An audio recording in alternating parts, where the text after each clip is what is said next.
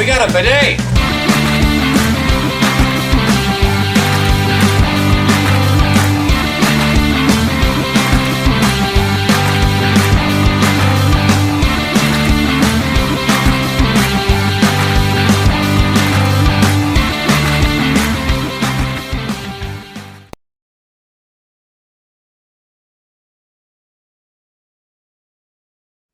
Hey everybody, and welcome back for another video. In today's video, we're talking about the latest episode of Mando.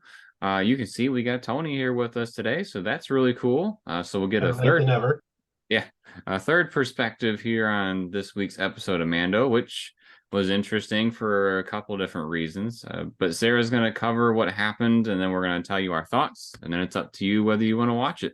So, Sarah, what happened this week?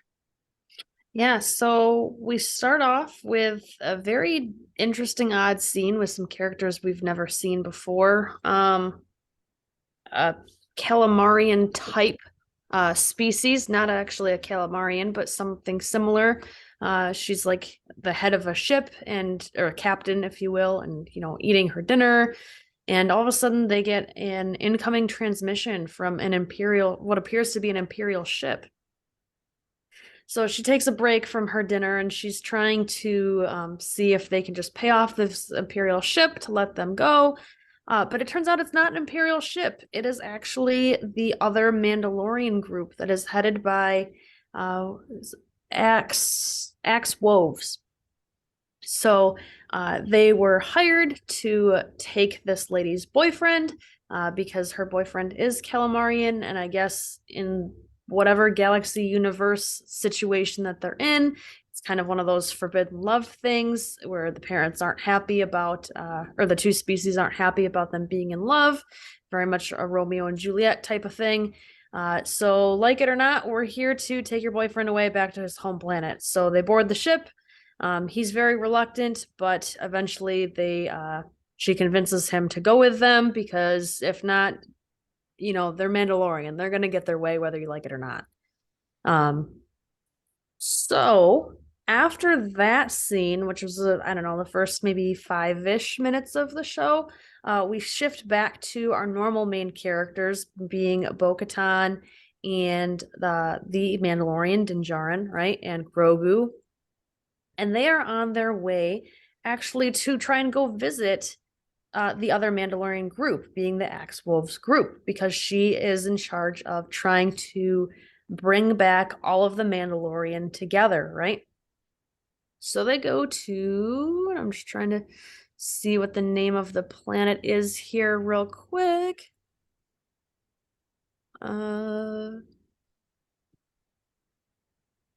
Plazir 15. Also known as Epcot. It does very much look like Epcot. It's basically a giant domed city. If you've ever seen the TV show The Dome, it kind of looks like that a little bit too. So they try to go there. Their ship gets taken over, if you will, where the controls are taken over because they wanted to land somewhere privately. Instead, they're being led to a docking bay, and everything is very much droid coordinated, if you will. So once their ship lands, not of their own free will, they get off and are escorted by droids into this like tram shuttle. They're wanting to go to one spot and the tram's going to a totally different spot. And what ends up happening here is that they have to go and meet with the Duchess and Captain Bombardier, which is actually Lizzo and Jack Black playing these two characters. Of all people you would expect to see in Star Wars. So that was very interesting. So they, very much like the characters in the beginning of this episode, are kind of also another forbidden love type couple, where their two people or families aren't necessarily getting along super great, but they're madly in love and super rich and can do what they want, right? He is an ex-imperial officer or of some sort of ranking. Something like that. Yes. So, but he's reformed and he's doing lots of good things now, so she's in love with him and it's great.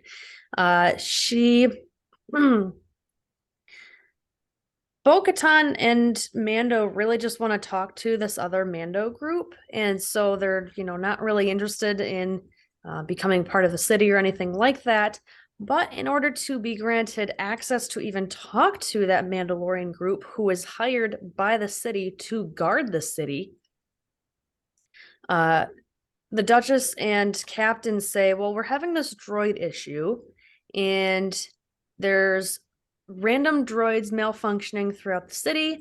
And if you can fix our problem, then we will gladly let you go and talk to this other group. And Grogu, because he's getting along so well with the Duchess, he just stays behind and isn't really a part of the rest of the episode. So, the first place that they go to try to figure out what's going on is over, and I'm not really sure what his exact role is, but he's essentially the head of security, his name is Commissioner Hellgate, who is played by Christopher Lloyd. So this was one of those rumored cameos that we've known about for a long time, highly anticipated. I really enjoyed his portrayal here, and we'll get more into our thoughts later. I'm kind of getting ahead of myself there, but anyway. So he is saying that, these if you want to know more about why the droids are malfunctioning, you're going to have to go down into basically the bowels of the city and go talk to the Ugnaughts. Well, what next but to go talk to the Ugnaughts? So then we're trudged along over to the Ugnaughts, which Bo-Katan and Mando have a very different way of approaching things, whereas it's kind of hit or miss. Sometimes one of them's bad cop and sometimes the other one plays bad cop. But in this scenario, Bo-Katan's really not getting anywhere. But Mando, who used to be friends with Quill from season 1, he knows how to talk to these Ugnaughts. So we get to hear the famous lines of "I have spoken again," and he's able to coordinate with them to figure out magically they know which droid is going to malfunction again. How they know that, I'm not really sure, but they just know it. So we're going to go with it. They then go to wherever that droid is going to malfunction. They're discussing with this battle droid. Bo-Katan's trying to get information out of them, whereas Mando's just basically kicking these droids to see which one reacts poorly, and figures out which one tries to go on tries to run away from Mando once they realize that kind of the jig is up, if you will. They're able to catch him after a long chase scene, and Mando is able to, actually, I don't know if it's Mando or Bo-Katan, but one of them finds this like special, I'm going to call it a USB chip for lack of better terms. They have a special name for it, but it's basically a USB flash drive. Something like a spark chip or whatever, something along those lines. Some weird name they made up for flash drive, like you said. And coincidentally enough, it happens to have the address of a droid bar on it. So where do we go next? We go to the droid bar to see what's going on there. There's a lot of interrogation and kind of CSI type parts to this episode here, trying to investigate, that droid used to come to this droid bar. Is there anything that they're, like oils or juices or whatever that the droids are drinking that are making them malfunction? And long story short, all the droids get the same oil type fluid, but some of them have different batches going into them. This was a very bad batch. That was unintentional, but I'll take it. So they go to, again, for lack of a better word, kind of the CSI type crime unit within the city to analyze what this batch is coming from, or maybe who brought it in, who imported it. And for whatever reason, there are little like micro droids inside this oil liquid that have writing on them that actually say Commissioner Hellgate's name on them. Like it's his calling card. They know that it's him. So Commissioner Hellgate, lo and behold, is the one who is trying to upset the city by having all these droids malfunction and become violent and go against the citizens of this little town. So they go to confront him and take him prisoner. Of course, he doesn't really want to, so Bo winds up having to stun him. And they go and bring them back to the Duchess and Captain Bombardier. So after bringing back, like, hey, here's the guy, he's the one who was doing this, they wind up getting the key to the city. And for whatever reason, Grogu gets knighted, even though really all he did was help the Duchess cheat at whatever little Star Wars type bouncing ball game they were playing. So they did what they were asked to do. So now they get to go talk to the other Mando group that's guarding this city. Jeremy, what happens after that? Oh, Bo-Katan is approaching these Mandalorians. They're all just kind of sitting around amongst themselves. Some of them are like eating some stuff. Some of them are over by the ships and whatnot. And basically, Bo-Katan is there to tell them that she's there to reclaim her fleet. And so she has kind of like a conversation back and forth with the guy that's now in charge. And, he's throwing a little bit of shade at her as well. Like, I'm not the dude that you should be fighting. It should be that guy over there, referencing Mando. But she does end up like tussling with the guy. I mean, we all know that the kind of Mandalorian way to have things go forward is to like kill or have some sort of like, I don't know, near death type deal. Like it has to be critical. It's like So definitely wrestling. yeah, so we basically get a scene which was pretty neat as far as like Mandalorian fighting, because they incorporate, their jetpacks and the cable from their arms. I think maybe at one point they use the flamethrower. I don't know, but they're using basically tons and tons of weapons at their own disposal. Not super lethal, but basically she gets him to a point where she has a knife at his throat and is asking him to tap out essentially. It was like the Mandalorian smackdown basically between these two. Just because I feel like we all knew that nothing too gruesome was going to happen. But yeah, they get in each other's faces a little bit more, and basically what they come down to is they do their own little form of Mandalorian calculus and say, Din Djarin has the dark saber, so he almost was in big trouble, and Bo-Katan destroyed that thing that was going to have him be in big trouble. So therefore, by A to B, B to C, A is to C, well then she should have the dark saber, and then everybody's cool with it. And then she ignites the dark saber like she's, as cool as Moff Gideon at the end of season 1. And so, like, I was thinking about that shot of, how practical that was. Like, it's an awe type shot, but like, can you imagine her igniting it? And then everybody's like, what are you doing? Put that away. But yeah, that's the end of the episode is, Bo-Katan finally gets the dark saber, and probably because she has the dark saber, she won't have to wrestle more Mandalorians for their trust.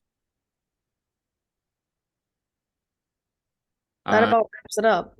yeah, so just kind of start talking about the episode, and I guess I can kick off the conversation. Um, I thought it was all right. I didn't think it was overly exciting, but it wasn't terrible either at the same time. There's a couple of things where I felt kind of pulled me out of it. One of the things was the very beginning with the just seeing that small mission with the other Mandos.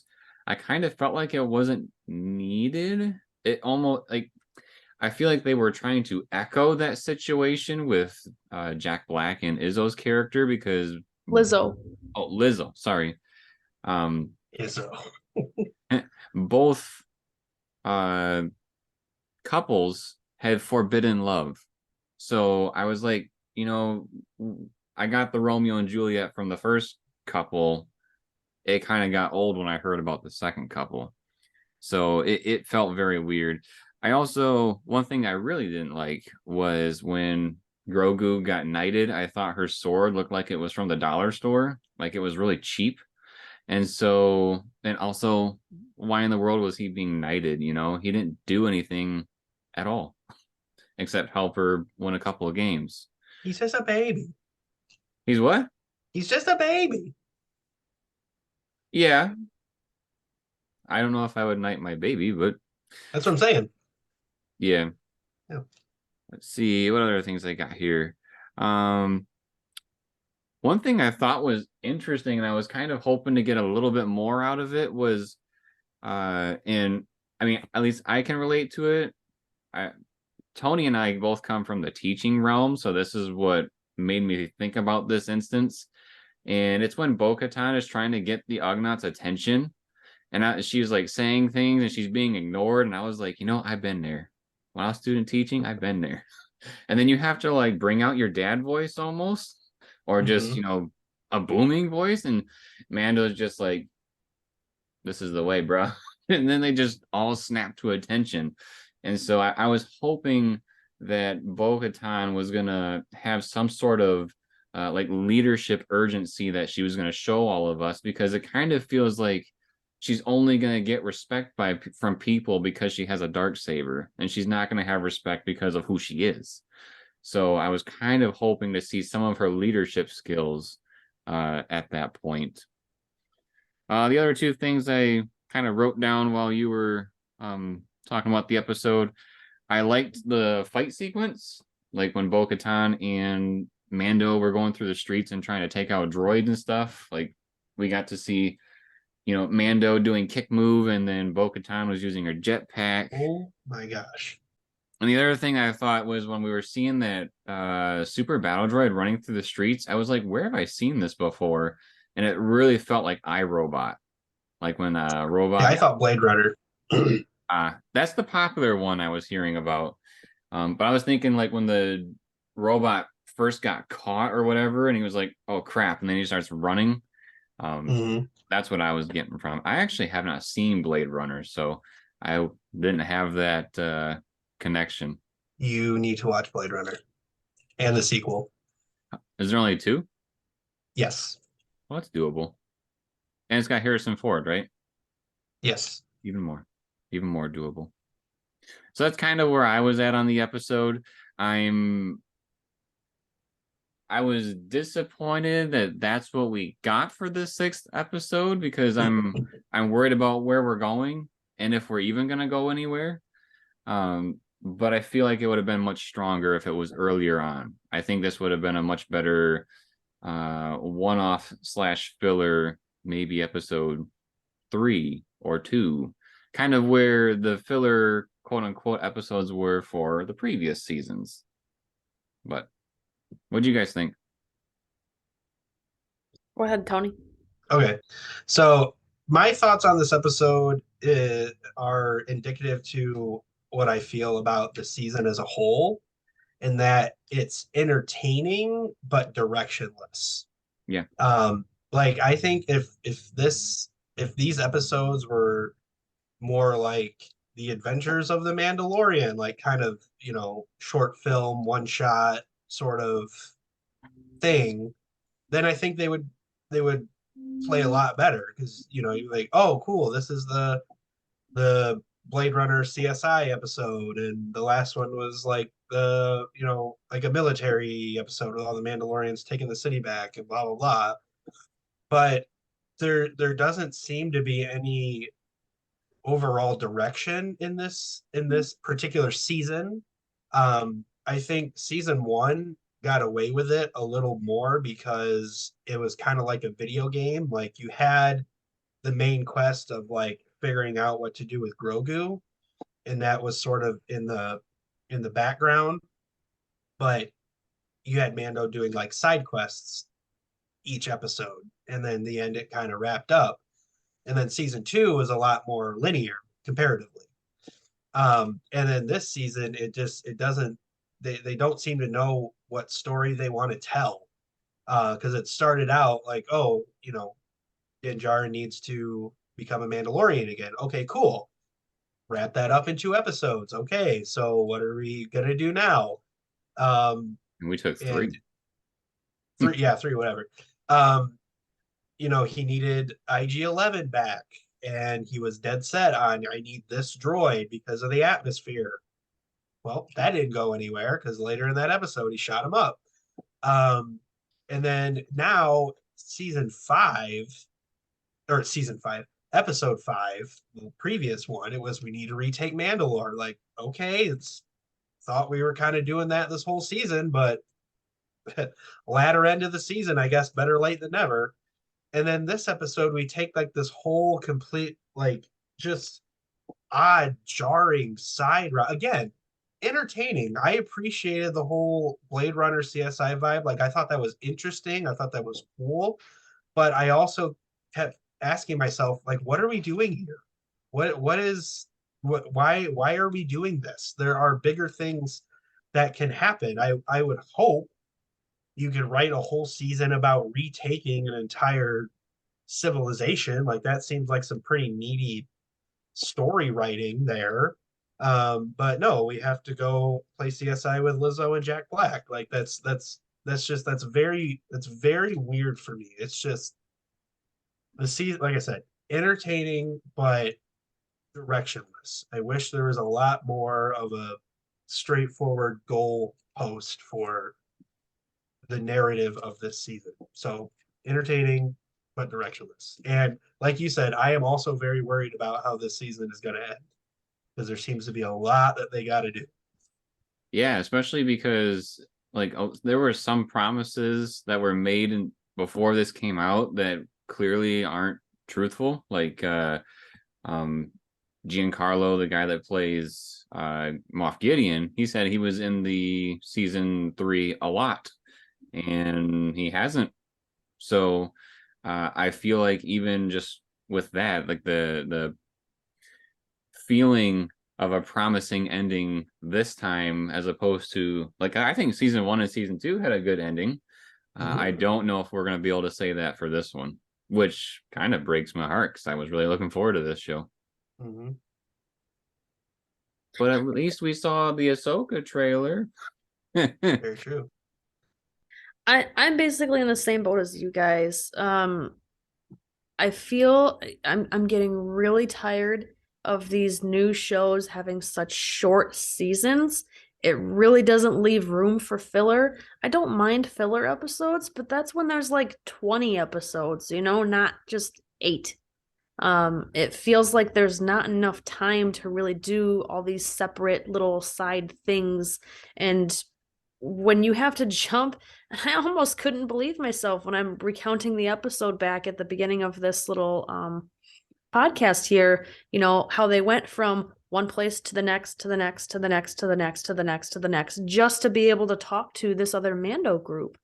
Like, that's a lot of scene changes and character changes and just like a whole complete reset of what's happening over and over and over, just to finally get to the point and have it all kind of be for nothing because we're never going to see these other characters again. Christopher Lloyd, that was one that I have been looking forward to this entire season ever since that got announced. I was a little bit disappointed he wasn't with Pelimoto, but I did think his character was pretty cool. It reminded me a lot of the Back to the Future game, where in one of the parts of that game, he plays a somewhat similar character where he's kind of a behind the scenes type, almost evil ruler pretending to be good. So for me, being able to see that tie-in for his character, I really liked it. Seeing Jack Black and Lizzo, number one, I didn't recognize it was Lizzo just because I've heard her music, but I didn't know what she looked like, so I didn't know till after the fact. But I did recognize Jack Black, and although I love his acting and he's a good actor and stuff, Star Wars is one of those things where you kind of want it to be completely removed from today's society. So to be able to see characters that are so prominent in our pop culture today, it kind of takes away from the fact that Star Wars you're going to take you away from the stuff today. It for me it made it so that I wasn't fully immersed in Star Wars. It's like I had one foot in Star Wars and one foot in today's world because that was a character or a person that I know from today's world. And he was very much his kind of normal, charismatic self that we all know Jack Black to be. So it wasn't even like he was acting as a different character other than his normal self. That's a very astute observation. Thank you. Yeah, you're welcome. And I concur. That's really kind of about all I got. Is I'm tired of the TV shows being so short seasoned. It's not just this show. A lot of the other new shows coming out in today's world are like that. I don't really understand why. But that's kind of just where we're at. And between that and the characters and the scene jumping, it's just all right. One last thing. Bo-Katan. I just remembered this that we were talking about this when we were watching this episode. I don't mind Bo-Katan. I think she's fine, but I feel like she's almost being forced down my throat as like I have to love her and think she's amazing and the best thing ever, and it's kind of a bit much for me. And I very much see this show as the Mandalorian, like the Mandalorian being her, and Din Djarin is just going to be Din Djarin, and that's it. And that's not why season 1 was loved so much. For me, it's Mando, Din Djarin, right? And Grogu. And we really don't see a whole lot of them. He got his helmet back, but for what? So that he could be just a side character the rest of the season?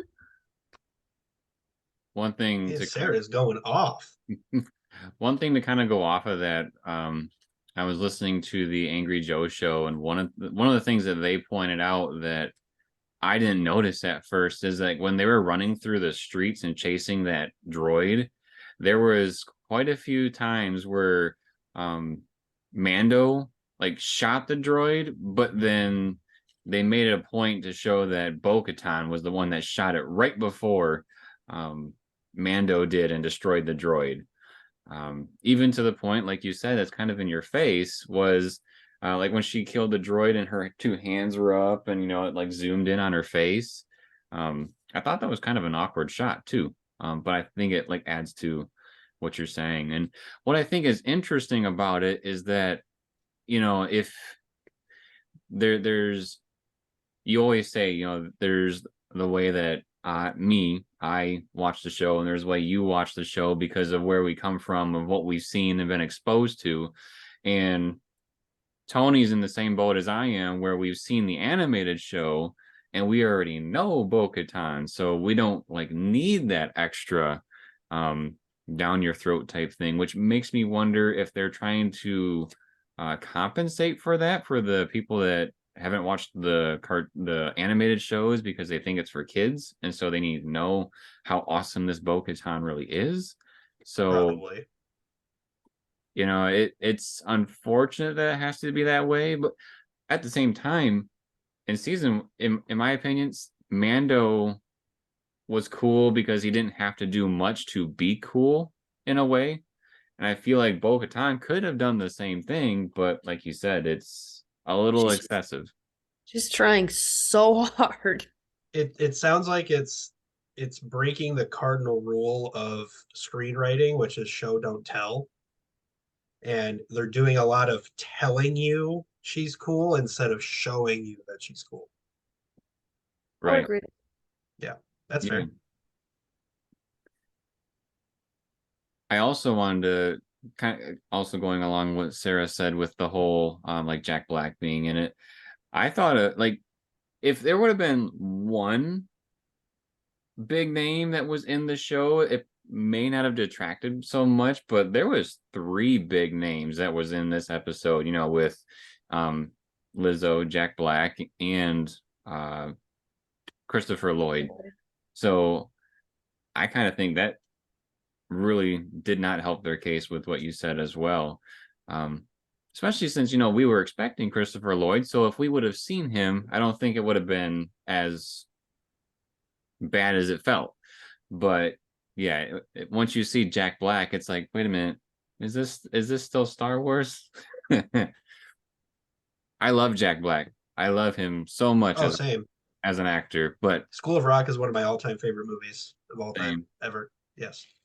Yeah, I really like him. I think he's one of the coolest dudes ever too. So, you know, not to say that I don't like him and that's why I didn't want him in the episode, but um I think they just needed someone that fit that character, and they were like, "Oh, you know what? Jack Black is awesome, and he would fit this." And us as an audience, with you know Star Wars in the past, casting quote unquote nobodies, or you know fresh into Hollywood type stars, yeah, that was a little off. Anything else you want to say about the episode, Oh, I or think I've said enough. any thoughts of you know where we may be going? I have no clue. Yeah, I don't either, and I don't want to be like super alarmist with one season of The Mandalorian because, like I said, it's still entertaining and there's still elements of it that I like. It's just not all coming together, and it's like now we've had Obi-Wan, that was a wet fart. We had Boba Fett, which was a wet fart, and now season 3 of The Mandalorian, which is leaving something to be desired. Um, I mean, we all already know of the dysfunction of Lucasfilm and the Star Wars fandom and all that stuff, but I just really hope that Star Wars turns around. Maybe the all the stuff they announced yesterday will be good, but I half wonder because they announced, you know, that Dave Filoni is going to be doing a film that kind of brings these shows together. I almost wonder if they were planning out that movie and thought that they had to, you know, hit the brakes a little bit on Mando to be where they wanted to be for that new movie. And hopefully that's not the case because, you know, they're making their show worse just to make something else look better. And right, I don't really think that's the way to go. yeah. I'm curious to see where we'll go from here. But I've gone from I'm excited to see where we go from here to I'm curious to see where we go from here because there's not a whole lot you can really get done in 2 episodes with as much as they keep trying to fluff things. Yeah, and we already know we're not going to get like an hour apiece. It's not happening.